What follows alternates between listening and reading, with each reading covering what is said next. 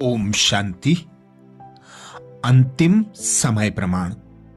बाप दादा इस वर्ष के बाद हर बच्चे को जीवन मुक्त स्थिति में देखने चाहते हैं। भविष्य में जीवन मुक्त होंगे, लेकिन संस्कार जीवन मुक्त के अभी से ही इमर्ज करना है और निरंतर कर्मयोगी, निरंतर सहज योगी, निरंतर मुक्त आत्मा के संस्कार अभी से अनुभव में लाओ। क्यों? बाप दादा ने समय प्रमाण पहले भी इशारा दिया है कि समय का परिवर्तन आप विश्व परिवर्तक आत्माओं के लिए इंतजार कर रहा है। तो समय से पहले स्वयं को संपूर्ण संपन्न बना लो, क्योंकि आप आधार हो विश्व परिवर्तन के। आप रचयिता हो, समय आपकी रचना है। प्रकृति आप प्रकृतिपति आत्माओं का विजय का हार लेके आह्वान कर रही है। प्रकृति का भी दोहन बहुत हो गया, प्रकृति की छाती भी छलनी हो गई। अब प्रकृति भी आह्वान करती है कि मेरे मालिक जल्दी से तैयार हो जाओ। वह भी विजय का हार लेकर हम ब्राह्मणों का आह्वान कर रही है। समय विजय का घंटा बजाने के लिए आप भविष्य राज्य अधिकारी आत्माओं को देख रहे हैं कि कब घंटा बजाएं। भक्त आत्माएं वह दिन सदा याद कर रही हैं कि कब हमारे पूज्य देव आत्माएं हमारे ऊपर प्रसन्न हो, हमें मुक्ति का वरदान दे। दुखी आत्माएं पुकार रही हैं कि कब दुख हरता सुख करता आत्माएं प्रत्यक्ष होंगी। इसलिए यह सब बाबा कहते आपके लिए इंतजार व आह्वान कर रहे हैं। इसलिए हे रहम दिल विश्व कल्याणकारी आत्माएं, अभी इन्हों के इंतजार को समाप्त करो। आपके लिए सब रुके हुए हैं। आप सब मुक्त हो जाओ तो सर्व आत्माएं प्रकृति भगत मुक्त हो जाएं। तो मुक्त बनो, मुक्ति का दान देने वाले मास्टर दाता बनो। अभी विश्व परिवर्तन की जिम्मेवारी के ताज आप आत्माएं हो। जिम्मेवार हो ना, बाप के साथ मददगार हो ना। क्या आपको रहम नहीं आता? दिल में दुख के विलाप महसूस नहीं होते? हे विश्व परिवर्तक आत्माएं, अभी अपने जिम्मेवारी की ताजपोशी मनाओ। आप जिम्मेवार पूर्वज पूज्य आधारमूर्त विश्व परिवर्तक आत्माएं हो। तो इस वर्ष बाप दादा विशेष यही देखने चाहते हैं कि जल्दी से बच्चे मुक्त होकर हर आत्मा को, प्रकृति को, समय को मुक्त करें, मुक्ति का वर्षा दें। बाप दादा ने पहले भी कहा है, सो हिमालय जितने बड़े ते बड़े विघ्न भी आ जाएं, तो भी आप आत्माएं हटेंगे नहीं, हार नहीं खाएंगे। ताजपोशी मुक्ति वर्ष अवश्य मनाएंगे। बाप दादा रोज चार्ट देखेगा। ऐसे नहीं यहां से जाओ तो ट्रेन में ही कहो पता नहीं क्या हो गया। घर में गए तो बगुले और हंस की लड़ाई लग गई। ऐसे नहीं कहना यह हो गया, यह हो गया, यह नहीं सुनेंगे। आपके पत्र वेस्ट पेपर बॉक्स में डालेंगे, सुनेंगे नहीं। दृढ़ संकल्प करो, होना ही है। जहां दृढ़ता है वहां सफलता नहीं हो, यह असंभव है। तो सभी दृढ़ संकल्प वाले हो ना। तो सदा अपने भाग्य की प्राप्तियों को सामने रखो। सिर्फ बुद्धि में मर्ज नहीं रखो, इमर्ज करो। मर्ज रखने के संस्कार को बदलकर इमर्ज करो। अपनी प्राप्तियों की लिस्ट सदा बुद्धि में इमर्ज रखो। जब प्राप्तियों की लिस्ट इमर्ज होगी तो किसी भी प्रकार का विघ्न वार नहीं करेगा, वह मर्ज हो जाएगा और प्राप्तियां इमर्ज रूप में रहेंगी।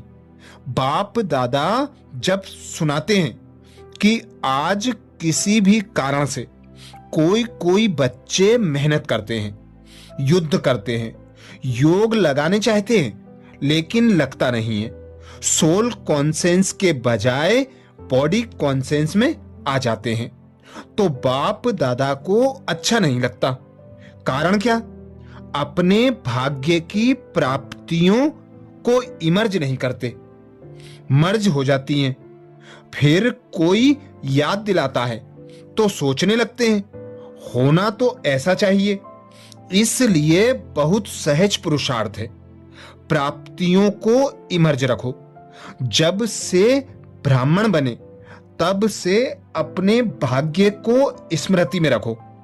हलचल में नहीं आओ, अचल बनो, क्योंकि यहां आबू में यादगार क्या है? अचल घर है ना। हलचल घर है क्या? अचल घर है। यह किसका यादगार है? आपका यादगार है ना। तो जब भी कोई सूक्ष्म पुरुषार्थ का मार्ग मुश्किल लगे, बुद्धि ज्यादा हलचल में हो, तो अपने यादगार को स्मृति में लाओ।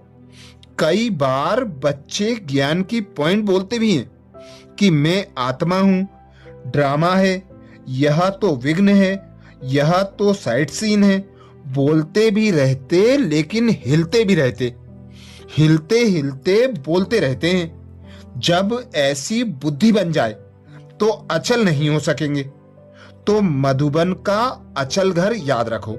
यह तो स्थूल चीज है ना, सूक्ष्म तो नहीं है, आंखों से देखने की चीज है। मेरा यादगार अचल घर है, हलचल घर नहीं है। क्योंकि बाप दादा इस वर्ष की सर्व बच्चों के प्रति मुक्ति वर्ष मनाना चाहते हैं। ऐसा नहीं हो हाथ उठाएं तो कोई का हाथ उठे, कोई का नहीं उठे। नहीं, सभी खुशी खुशी से हाथ की ताली बजाएं। सभी बजाने लगे, चलो अभी बजा दी तो ठीक है, लेकिन ऐसे ही बाप दादा इस वर्ष की समाप्ति में इतनी जोर से ताली बजाते देखे। अभी तो बजाई अच्छा है, लेकिन तब भी बजाना। बजाएंगे? देखो, हाथ की ताली बजा के तो खुश कर दिया, लेकिन बाप दादा नए वर्ष में जो अपना 18 जनवरी विशेष ब्रह्मा बाप के शरीर से मुक्त होने का दिन है, तो 18 जनवरी में बाप दादा फिर हाथ उठवाएगा कि मुक्ति वर्ष मनाया या सिर्फ सोचा। मनाना है, मनाना है। सोचते तो नहीं रह जाएंगे। स्वरूप में लाया वह सोचते सोचते लास्ट में भी सोचते रहेंगे। यह रिजल्ट बाप दादा देखेंगे। अच्छा, याद रहेगा ना, प्राप्तियों को सामने रखो। बाप की याद के साथ बाप ने जो दिया वह भी इमर्ज करो। क्या बनाया और क्या मिला, तो फॉलो फादर। तो बाबा कहते बाप के रूप में परमात्म पालना का अनुभव करते रहो। वह परमात्म पालना सारे कल्प में सिर्फ इस ब्राह्मण जीवन में आप बच्चों को ही प्राप्त होती है। जिस परमात्म पालना में आत्मा को सर्व प्राप्ति स्वरूप का अनुभव होता है, परमात्म प्यार सर्व संबंधों का अनुभव कराता है। परमात्म प्यार अपने देहभान को भी भुला देता है, साथ साथ अनेक स्वार्थ के प्यार को भी भुला देता है। ऐसे परमात्म प्यार, परमात्म पालना के अंदर पलने वाले भाग्यवान आत्माएं हो। कितना आप आत्माओं का भाग्य है जो स्वयं बाप अपने वतन को छोड़ आप गॉडली स्टूडेंटों को पढ़ाने आते हैं। ऐसा कोई टीचर देखा जो रोज सवेरे सवेरे दूर देश से पढ़ाने के लिए आवे? ऐसा टीचर कभी देखा? लेकिन आप बच्चों के लिए रोज बाप शिक्षक बन आपके पास पढ़ाने आते हैं, और कितना सहज पढ़ाते हैं। 2 शब्दों की पढ़ाई है, आप और बाप। इन्हीं 2 शब्दों में चक्कर कहो, ड्रामा कहो, कल्प वृक्ष कहो, सारी नॉलेज आ जाती है।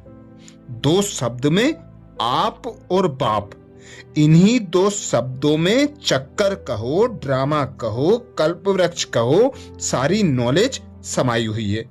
और पढ़ाई में तो कितना दिमाग लगाना पड़ता है, कितना बोझा उठाना पड़ता है। तुम 2 शब्दों की पढ़ाई कर हल्के उड़ते फरिश्ते बन जाते हो। तो ऐसी पढ़ाई सारे कल्प में कोई ने पढ़ी है? कोई पढ़ाने वाला ऐसा मिला तो भाग्य है ना। फिर सतगुरु द्वारा श्रीमत मिलती है, जो सदा के लिए क्या करूं, कैसे चलूं, ऐसे करूं या नहीं करूं, कब होगा, क्या होगा, यह सब क्वेश्चन समाप्त हो जाते हैं। क्या करूं, कैसे करूं, ऐसे करूं या वैसे करूं, इन सब क्वेश्चन का एक शब्द में जवाब है, फॉलो फादर। साकार कर्म में ब्रह्मा बाप को फॉलो करो, निराकारी स्थिति में अशरीरी बनने में शिव बाप को फॉलो करो। दोनों बाप और दादा को फॉलो करना अर्थात क्वेश्चन मार्क को समाप्त करना, श्रीमत पर चलना मुश्किल तो नहीं लगता। अब ऐसे ही कॉपी करना है। अच्छा, ओम शांति।